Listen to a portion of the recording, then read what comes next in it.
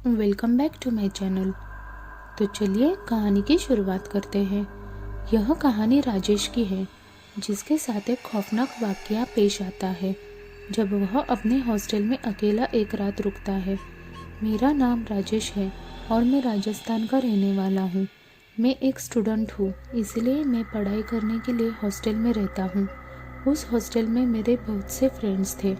दिवाली का समय आने वाला था। मेरे सभी फ्रेंड्स घर जा रहे थे क्योंकि वो सब दूसरे स्टेट के थे, इसीलिए वो जल्दी चले गए।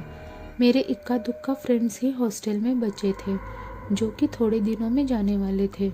मेरा घर शहर के पास ही एक गांव में था और मैं बीमार भी पड़ गया था पहले, जिस कारण से मेरी बहुत सी पढ़ाई छूट गई थी।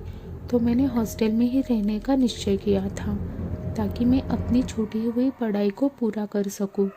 मेरे घर वालों ने भी मुझे मंजूरी दे दी वहीं रुकने की। जो मेरे बचे हुए दोस्त थे वो भी अपने घर चले गए। हॉस्टल में बचा तो मैं और मेरा वार्डन। दिवाली की रात आने वाली थी तो मेरा वार्डन भी मुझे चाबी देके घर चला गया। अब हॉस्टल में केवल मैं ही बचा था।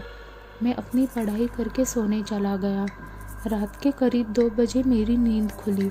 मुझे किसी के फुसफुसाने की आवाज़ सुनाई दी, पर हॉस्टल में मेरे अलावा कोई भी नहीं था। तो यह आवाज़ कौन कर रहा था? मैं बहुत डर गया कि एक तो इस सुनसान हॉस्टल में मेरे अलावा कोई भी नहीं है और ऊपर से ये आती हुई आवाज़। डर के मारे मेरा पूरा शरीर कांपने लगा। उस वक्त मेरा चुप रहना ही सही था, क्योंकि बाहर कौन है यह मैं नहीं जानता था। मैंने रजाई अपने मुंह तक ओढ़ ली और सोने की कोशिश करने लगा कि तभी मेरे दरवाजे पर हल्की सी खटखटाने की आवाज़ आई। मेरे डर के मारे पसीने छूट रहे थे। आवाज़ थोड़ी देर तक हुई, फिर घोर चुप्पी छा गई। घोर सन्नाटा हो गया पूरे हॉस्टल में। पर उस समय मुझे पूछो कि डर क्या होता है। रात अभी बाकी थी। मैं खुद को मन ही मन यह बोल रहा था कि और रुको, यहाँ घर चले जाते तो क्या बिगड़ जाता। लेकिन नहीं, सांप को तो पढ़ना है, बड़े आइंस्टाइन बनेंगे। अब भूख तो यही सोच रहा था कि एकदम से माहौल में फिर से वही डर छा गया। मेरे कमरे के बाहर किसी के चलने की आवाज़ आ रही थी। थोड़ी देर बाद आवाज़ बंद हो गई कि तभी दरवाजे को ज़ोर ज़ोर से उसने पीटा। थोड़ी देर बाद उसने मेरा नाम पुकारा, राजेश। बस यही काफ़ी था एक हार्ट अटैक के लिए। उसको मेरा नाम कैसे पता चला? वो बोला, बाहर तो आओ, दरवाज़ा खोलो, मुझे अंदर नहीं बुलाओगे?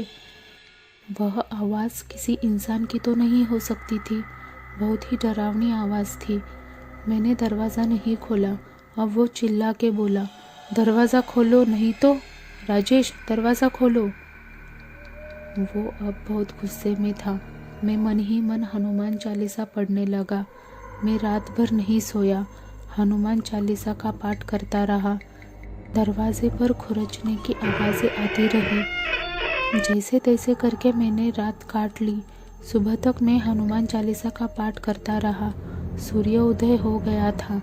मैं हिम्मत करके बाहर निकला। वहाँ कोई नहीं था, पर दरवाजे पर नाखून के निशान थे। मैं बस यही सोच रहा था कि मैं बाहर चला जाता तो मेरे साथ क्या होता।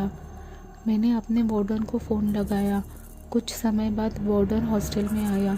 मैंने उसे चाबी दी और कहा, मैं अपने घर जा रहा हूँ। मैंने उसे रात का सारा किस्सा सुनाया, पर वो चुप था।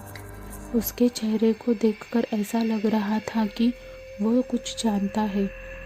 मैंने उसे वो निशान भी दिखाए, पर वो निशान जैसे कभी वहाँ थे ही नहीं।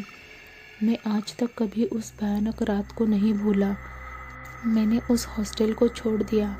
मैं बच पाया क्योंकि मेरे साथ वीर हनुमान जी थे। वो कौन था, कहाँ से आया, मैं नहीं जानता। ऐसी ही और कहानी के लिए लाइक, शेयर एंड सब्सक्राइब ज़रूर करें। धन्यवाद।